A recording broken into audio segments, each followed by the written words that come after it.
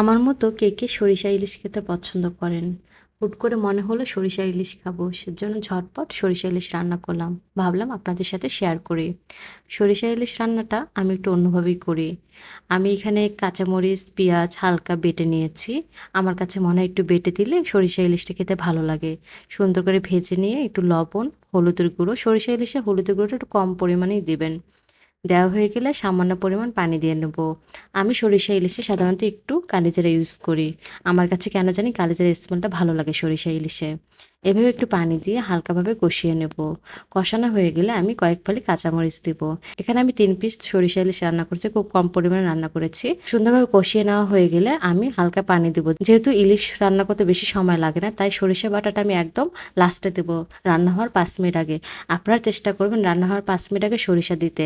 প্রথমে যদি সরিষা দেন সেক্ষেত্রে রান্নাটা কিন্তু তিতা হয়ে যেতে পারে।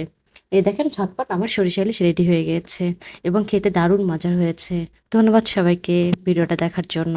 আল্লাহ হাফেজ।